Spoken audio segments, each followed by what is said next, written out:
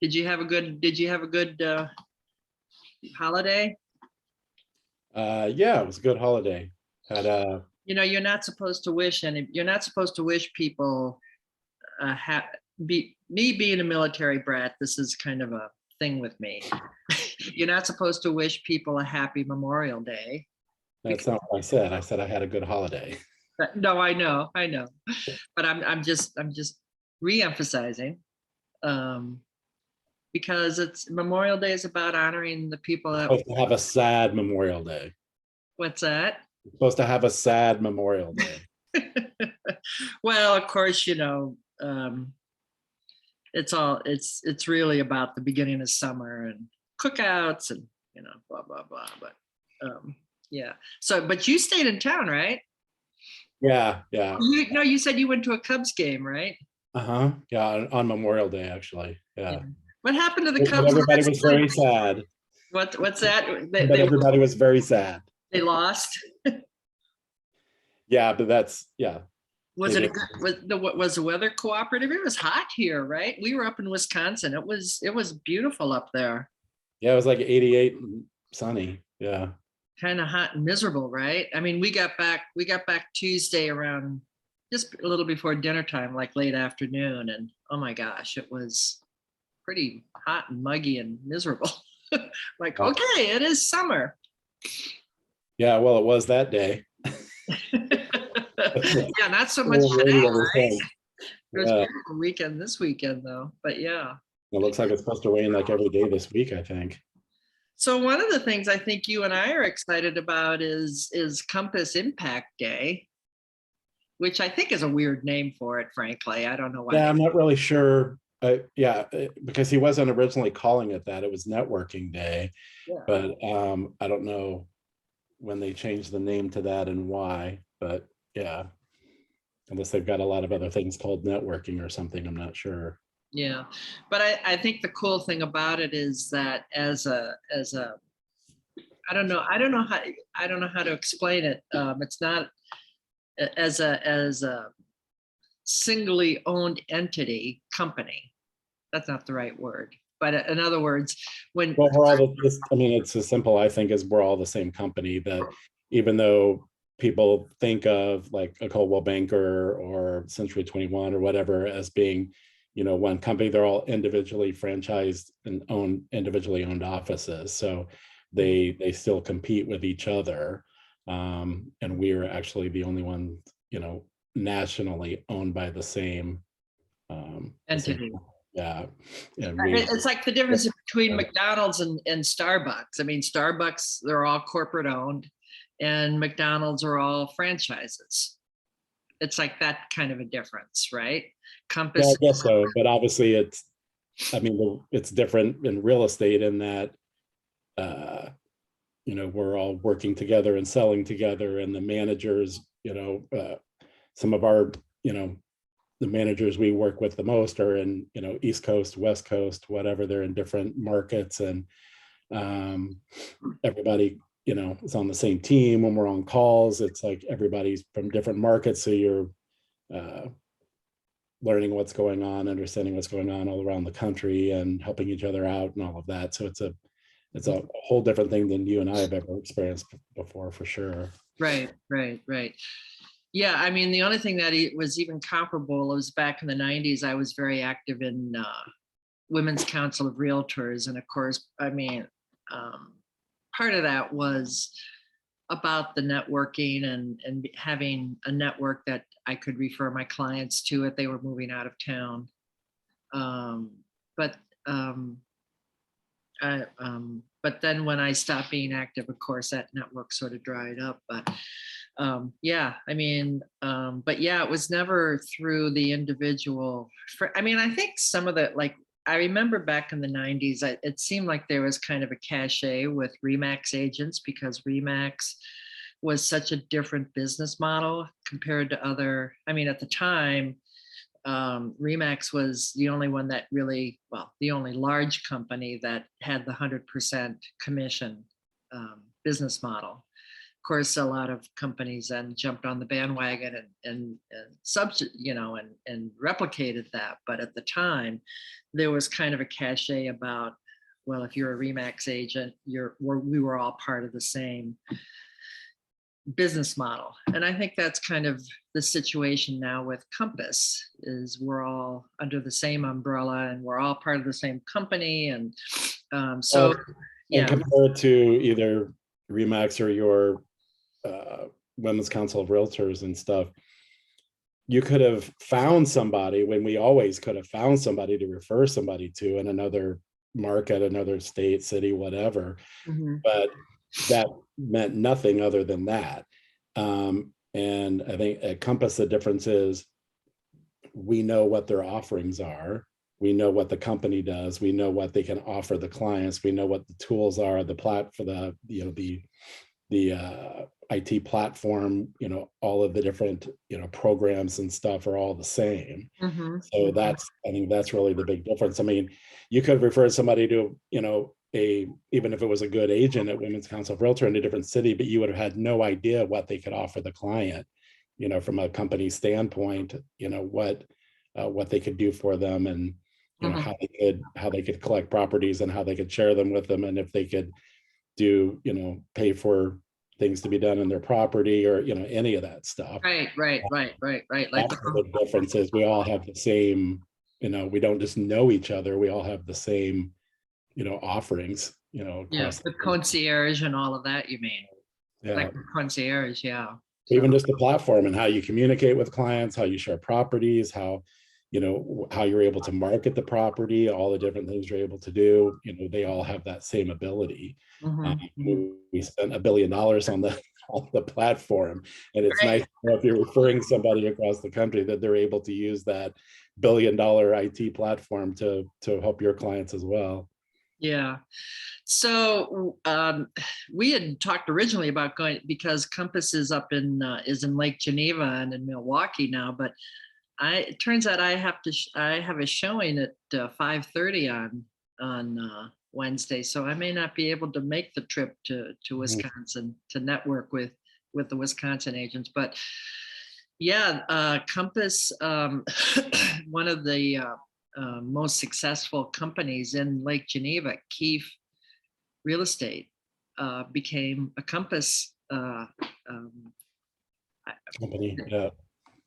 So they are now a Compass office up in Lake Geneva, and I think they've been there for like 100 years, something like that. They're like third or fourth generation, family. And one of the Keefes, I guess she's in, I want to say somewhere around Rockford, maybe Belvedere. Maybe she's at an office a Compass office in Belvedere.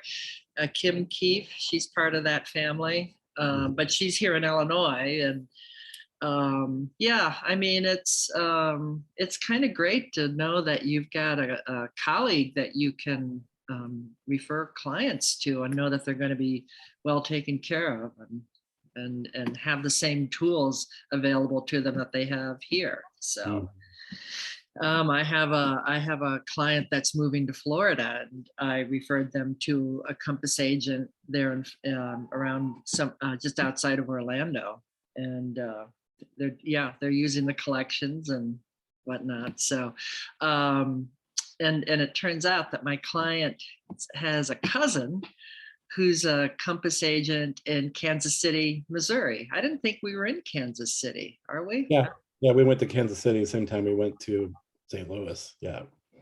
Oh, okay. Same opening day. Yeah. Yeah. So yeah, it turns out that her cousin is a Compass agent in Kansas City. So anyway, it's really nice to have that national network that we can tap into and provide that to our clients who are moving into or out of. I showed a listing of mine last week to a couple moving here from Austin. I told him, I said, you're going the wrong way. Everybody's moving from Chicago to Austin. He's moving, but he's been down in Austin for about 6 years, and he's had it with the Texas thing. the cowboy hats and boots. He's over it. So Where did he go there from? Do you know? no, I don't know. I don't. I think he told me Cincinnati. He grew up in Cincinnati, but he comes to Chicago a lot. And it's actually not even a job transfer. It's a he just wants to get out of Austin, and he loves Chicago. And I'm like, well, I'm not going to argue with that sentiment because I love Chicago too. And Yeah. I'm reading a book right now for one of my book groups called American Dirt, which is it's a story about the it's not a happy story, but I think I guess it's rather controversial. I think somebody like Oprah had it on their book club, and the woman who wrote the book is not Latina. She's married to a Latino. He was an undocumented immigrant, and they were waiting for him to get his papers for them to get married. But then after 5 years, it became evident that there was no real path for citizenship for him other than them getting married. So they after 5 years, they gave up and got married. And of course, now he's anyway. So she wrote this novel called American Dirt. But she was highly criticized for the fact that she's writing about the immigration issues and that she's not Latina, like she has no right to write this story, but anyway. um, and it seems to me that that's a really important perspective is, an American's, perspective on, that when being with, a Latino, and trying to, get through the system and get married and do all of that. I mean, that's a pretty important perspective, I would think. Mm-hmm. So anyway, so this story is actually about a woman and her son. Her husband is a reporter, is a journalist, and is killed by the drug cartel. I mean, it's not, like I said, it's not a very happy story, and it's about them having to escape because. Is it a true story? No, it's fiction. Oh, okay. It's actually the how they always have the marketing blurbs on the book, and on the front cover it says "Grapes of Wrath for Our Time," and I think that's actually a pretty accurate description of the story because it sort of tells their story of leaving Acapulco and coming north, and um, even though they was very successful, highly educated, family, but he was a target of the drug cartel, and she and her son managed to escape, and now, of course, now the drug cartel is after her. But and so anyway, yeah, it's kind of a compelling story. I mean, I'm finding it. A real page turner. but like I said, it's not necessarily, I don't know how it's going to end. I'm only about halfway through it, but Yeah. so far it's not been a very happy story. And yeah, Grapes of Wrath, that's a good analogy for the book. Well, on a lighter note, it reminds me of I was in Oklahoma a couple of years ago, I think it was, and I was visiting family in Tulsa, and we were in the car, and there was a local radio station on, and it was like a talk radio sort of thing, and they were talking about a pretty good population, new population in Tulsa that was a lot of Californians who had moved to Tulsa, and a lot of them had come there because they were in tech industry, different industries that were doing well, but it was better for them to come to Oklahoma and use the workforce there for like a lower cost, what kind of industry did you say they were in? Some were tech, but not all of them. Oh, tech. Okay. But it was a pretty good population that were coming from California to Tulsa and using the highly educated but less costly labor force there, and we're doing really well. And then they were bringing more of their people from California and stuff. And I made the comment that nobody else seemed to think was funny, but I did, which was, I said, it's kind of like the wrath of grapes. Oh, Oh, I forgot. part of it was the wine industry. So Oh, and they were coming, so it was I kind of a don't tell me double there's a entendre. wine industry in Tulsa. I'm not ready to accept Oh, that. there is. There in Oklahoma, grapes everywhere now. Yeah, I mean they're yeah. You just have to grow the right varietals. But yeah, the Oklahoma winery stuff has really taken off. No But kidding. that was a lot Who of us. knew? Who knew? I had no idea. It was like a double entendre, but I was like, it's like Wrath of Grapes. In California to Oklahoma and growing wine. Well, there's a winery up in Door County that we go to. They actually bring in the grapes from California, and then they make the wine there in Door County at the winery. But they're not Door County grapes. I mean, they do grow grapes, and I mean, actually, the last time we were up there for New Year's, and it's kind of stunning how many vineyards there are there now. It used to be all cherry orchards, of course, and of course, there's still a lot of cherry orchards. It's still, very big industry, the cherries, but a lot of the cherry orchards have been turned into great vineyards, grape. So maybe. And we passed a lot of them on the road to Tulsa from here, both through southern Missouri and into Oklahoma. We passed a lot of the vineyards are further south in Oklahoma than Tulsa, in the more drier areas. But there's a lot. Now we passed miles of them going through southern or like southwest Missouri into Oklahoma. Yeah. I wonder, like I know anything about this, of course, but I know nothing about it. But but I'm a little surprised, or what species of grape that they have to grow that can sustain the harsh winters in Door County.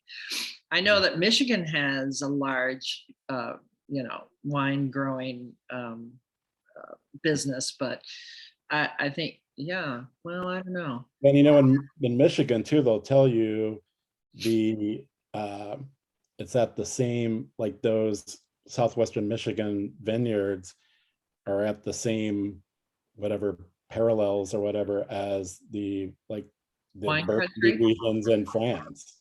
Oh, Yeah. And of course they get some protection from the dunes and from the lake effect as well.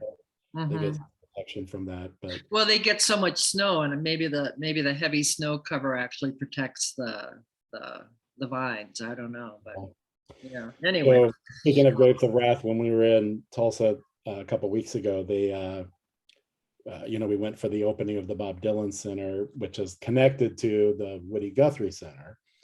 We went back and went to the Woody Guthrie Center for a while. Stump always has to do an afternoon there every time we're in town. But they have a new to us. They have an exhibit there now, and it's there's an old. It's just a facade, just like a few feet deep facade of an old farmhouse and a porch, and it's got these like rocking chairs on the porch, and you sit down, and they have these VR, headsets you put on, and you experience the Dust Bowl. And they do a Black Sunday reenactment. And it's weird because you look around and you see the porch and you see all the, everything, and then all the stuff comes rolling through, and there's electrical charges that happen and everything. And first all the animals come through because they know it's coming, and the birds are trying to get out, and then the tumbleweeds start, and you can see the black. Yeah, are you talking lightning? You mean like that? What do you mean electrical charge? charge? Like even at the ground level, it's because it creates like an electrical charge, and there's like these bursts of electricity and stuff. Like kind of like lightning, but just sort of comes up out of the ground or something, you're saying? But just above the ground, like in where it's, I'm sure it's like the temperature changes and and I'm not even sure, but yeah, it's you experience that and it gets blacker and blacker, and then the animals come through and the birds are going over, and then stuff is flying around, and then it takes over in its blackness, and there's an old car in front with the headlights on, and you can just at times see the headlights because people had pulled over and were trying to run in, and it was really interesting to you basically are experiencing Black Sunday through the VR headsets. That's kind of interesting. Wow. Well, FDR had a lot to do with that. He had to deal with that. Dust Bowl. But It was his fault, the Dust Bowl. no. I mean, he had to deal with it, with the issue, of course, and it was a depression. And I remember reading about it when I wrote my article about composting. And basically, that's what happened. That's what caused the Dust Bowl, is that the soil was over farmed, and it just, they leached all the nutrients out of it, and it just turned it into dust essentially. And they plowed out and all the plants and trees and everything too. Yeah. Right. It's funny, when we were up in we stayed at an Airbnb up in Kohler this past weekend, and I've gotten so used to composting that all of my kitchen scraps and everything, that when we were up there, they didn't have a composting bucket. And I kind of was like, should I get out a bucket and compost this stuff? And I'm like, where am I going to put it? But it just felt so wrong to be throwing all this good organic material. Of course, it's stinky and it draws rats, and but I take my compost to there's commercial composters. They bring you like a waste paper, like a garbage bucket that's sealed, that the animals can't get into it.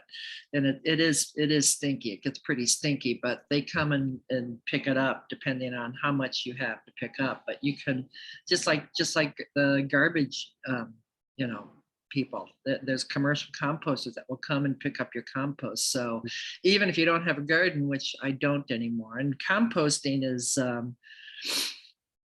I mean, it's, you have to know what you're doing to compost. You can't compost everything. Obviously you can't compost. Well, I mean, it depends. If you have a commercial composter can compost much more stuff than, like, they can compost bones and stuff than, like, say, a home gardener could compost. But anyway, turn this into a drinking game. Every time Mary says compost, you have to drink.